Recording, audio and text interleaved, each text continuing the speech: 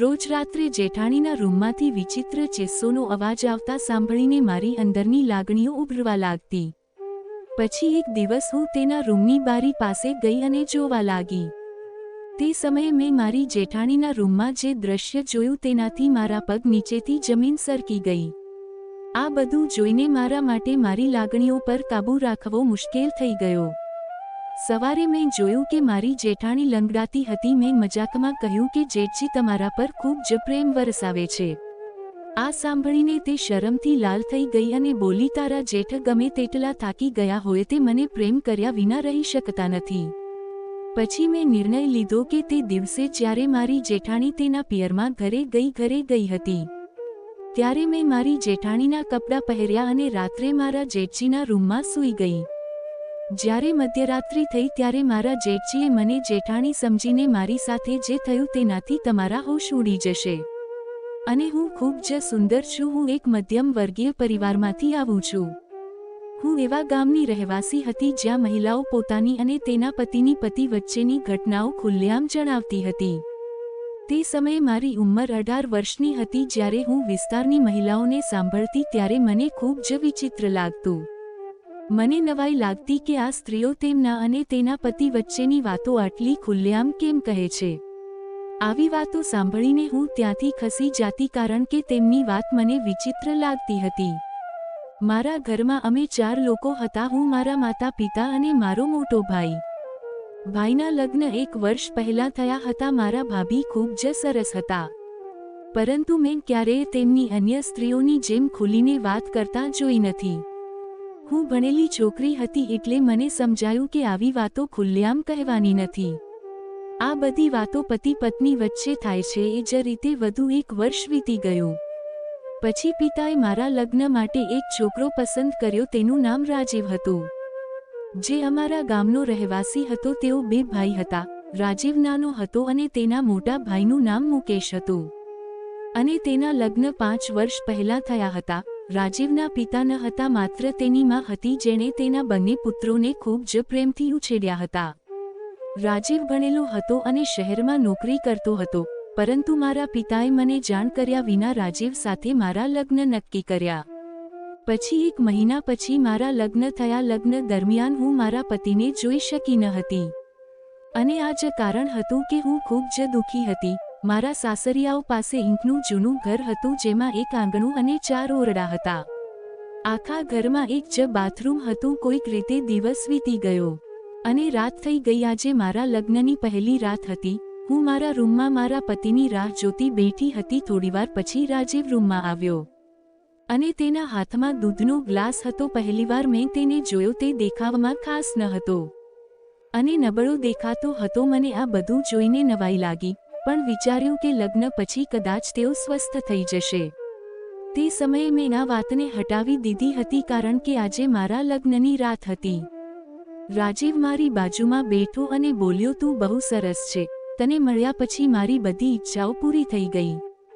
રાજીવે મને દૂધનો ગ્લાસ આપ્યો અને કહ્યું કે આપી લે. મેં કહ્યું, હું તમારી પત્ની છું, તમે પહેલા પીલો. તેણે ગ્લાસમાંથી થોડું દૂધ પીધું અને પછી મેં બાકીનું પીધું.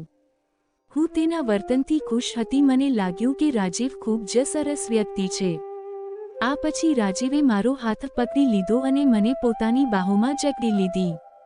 હું તેને જોઈને હસી, પણ પછી તે અચાનક મારાથી દૂર થઈ ગયો અને તેની બાજુ પર ફરીને સૂઈ ગયો. તેનું આ વર્તન જોઈને મને ખૂબ જ વિચિત્ર લાગ્યું. આજે અમારા લગ્નની પહેલી રાત હતી જેને હું ખાસ બનાવવા માંગતી હતી, પણ મારા બધા સપના ક્ષણભરમાં સપનાચૂર થઈ ગયા. થોડા સમય પછી મેં જોયું કે તે શાંતિથી સૂઈ રહ્યો છે. હું મારી જાતને કાબૂમાં રાખવાનો પ્રયત્ન કરી રહી હતી, પણ પથારી પર આખરે હું સૂઈ ગઈ. જ્યારે સવાર થઈ અને હું જાગી તો મેં જોયું કે મારી જેઠાણી વાસણો ધોતી હતી. હું બાથરૂમમાં ફ્રેશ થઈને બહાર આવી અને મારી જેઠાણી પાસે ગઈ અને તેને મદદ કરવા લાગી. જેઠાણીએ કહ્યું, જુલી, આજની રાત કેવી રહી? તને મજા આવી?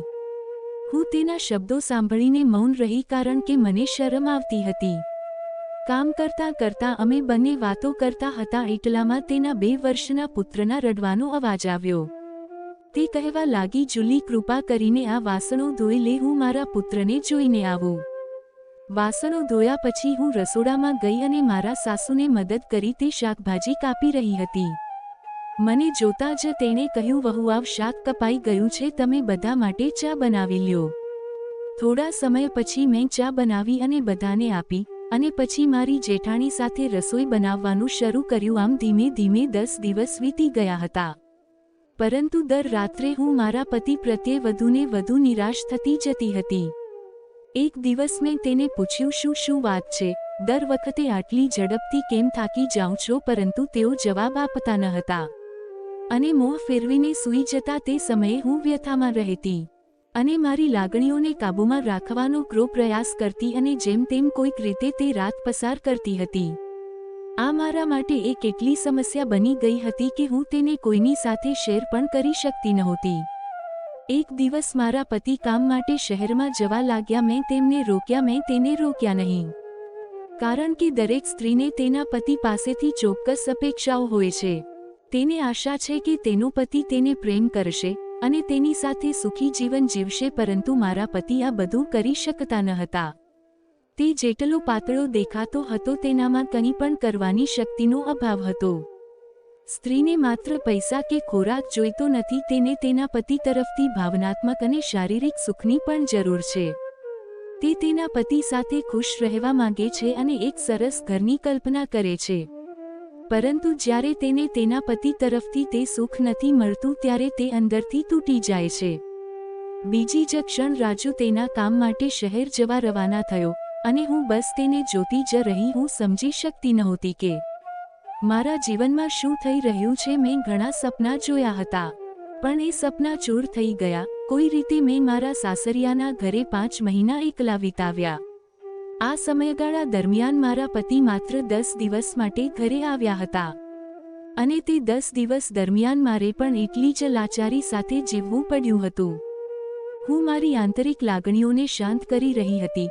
પછી તે શહેરમાં પાછા ગયા. એક દિવસ મેં મારી સાસુને કહ્યું કે મારે મારા પિયરના ઘરે જવું છે. મારી સાસુએ મને મારા પિયરના ઘરે જવાની પરવાનગી આપી. બીજે દિવસે હું મારા જેઠ સાથે મારા પિયરના ઘરે આવી. મને ત્યાં મૂકીને 2 કલાક પછી જેઠજી તેમના ઘરે પાછા ગયા. મારી મમ્મી અને ભાભી પૂછવા લાગ્યા, તારા સસરાનું ઘર કેવું છે? તને ત્યાં ગમે છે કે નહીં? પણ હું કેવી રીતે કહી શકું કે મારે સાસરે ઘર સારું હતું, પણ જે સારું હોવું જોઈએ તે સારું ન હતું. આ વાત કોઈને કહેવું યોગ્ય ન હતું, કારણ કે જો હું આ વાત કોઈને કહેત તો મારું મજાક બની જાત. મારા માતા પિતાના ઘરે આવ્યા પછી હું 2 મહિનાઓ સાથે બેસવા લાગી. જેઓ તેમના પતિ સાથે બનેલી ઘટનાઓ વિશે જણાવતી હતી. મેં તેની વાત ધ્યાનથી સાંભળી, પણ મારી પાસે કહેવા માટે કંઈ ન હોવાથી કંઈ બોલી શકી નહીં. તે સ્ત્રીઓએ જે રીતે એ ઘટનાઓ સંભળાવી તેનાથી મારા શરીરમાં એક વિચિત્ર કંપ પેદા થઈ ગઈ. હું પણ વિચારવા લાગી કે કાશ મારા પતિ પણ મને આટલો પ્રેમ કરે.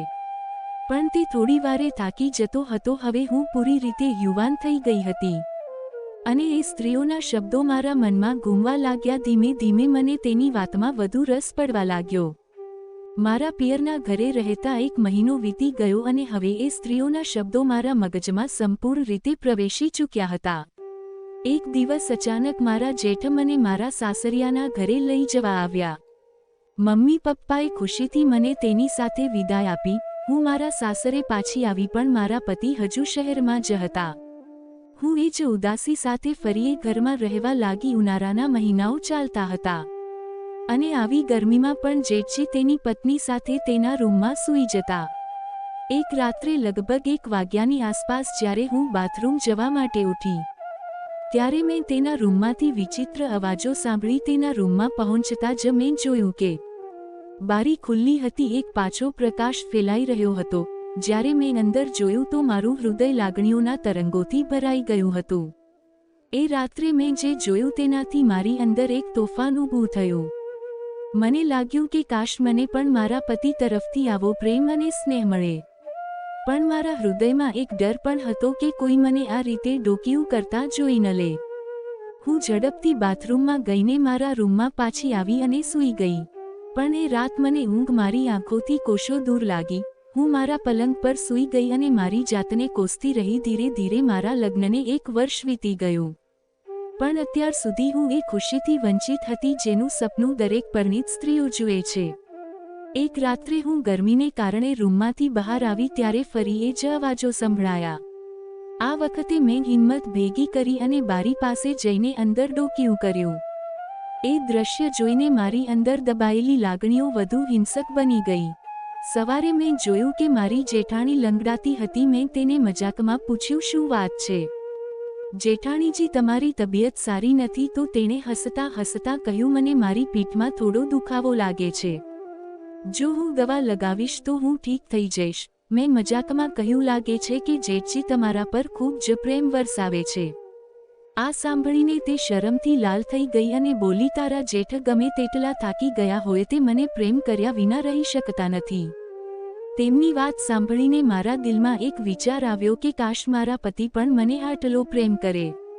પરંતુ મારું દુઃખ ત્યારે વધુ વધી ગયું જ્યારે મારી જેઠાણીના માતાના ઘરેથી ફોન આવ્યો કે તેની માની તબિયત સારી નથી. બીજા દિવસે તે તેના માતા પિતાના ઘરે ગઈ.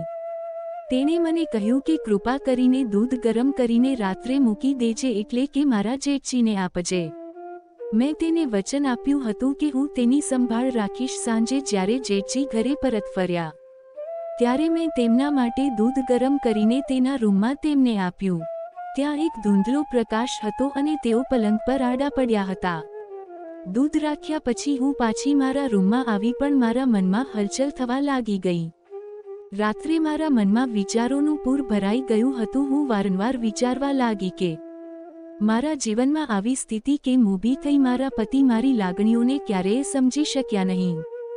મારી જાતને સમજાવવાની કોશિશ કરી પણ મારા હૃદયમાં બેચેની વધી રહી હતી. મારા જેઠજીના રૂમનું દૃશ્ય અને તેમની હાજરીએ મારા મનમાં નવી લાગણીઓને જન્માવી. રાતના અંધારામાં જ્યારે બધા સૂઈ ગયા ત્યારે મેં હિંમત એકઠી કરી અને મારી જેઠાણીના કપડાં પહેરીને તેના રૂમમાં ચાલી ગઈ. હું જાણતી હતી કે તે યોગ્ય નથી, પરંતુ મારી લાગણીઓ મારા ઉપર હાવી થઈ ગઈ હતી. જેઠજીએ મને જેઠાણી સમજી અને ધીમે ધીમે અમારી વચ્ચે બધું જ બન્યું જે પરણેલા યુગલ વચ્ચે થાય છે. બીજે દિવસે સવારે હું મારા રૂમમાં પાછી ફરી. મારા મનમાં એક વિચિત્ર આનંદ હતો, અપરાધની લાગણી હતી. આ સિલસિલો ચાલુ રહ્યો અને જ્યાં સુધી મારી જેઠાણી પિયરના ઘરે હતી ત્યાં સુધી હું અને મારા જેઠજી એકબીજાની નજીક આવતા રહ્યા.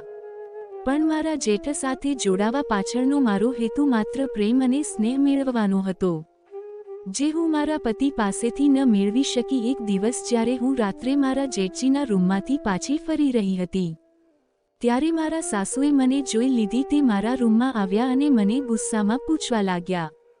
મેં તેના પ્રશ્નોના જવાબ આપ્યો કે તે મર્દ છે. તે જાણતા હોવા છતાં તમે મારા તેના પુત્ર સાથે લગ્ન શા માટે કરાવ્યા? શું તમે વિચાર્યું ન હતું કે મારું જીવન બરબાદ થઈ જશે? મારી વાત સાંભળીને મારી સાસુ ચૂપ થઈ ગયા. તેણે સંમતિ આપી કે તેણે આ લગ્ન પોતાની ઇજ્જત બચાવવા માટે કરાવ્યા હતા. પણ આ બધું સાંભળીને મેં જે કહ્યું તે તેણે તેના પુત્રને કહ્યું. રાજુએ મારી સાથે વાત કરવાને બદલે ફોન કાપી નાખ્યો. આ ઘટના પછી મેં કાયમ માટે મારા પિયરના ઘરે પાછા ફરવાનું નક્કી કર્યું.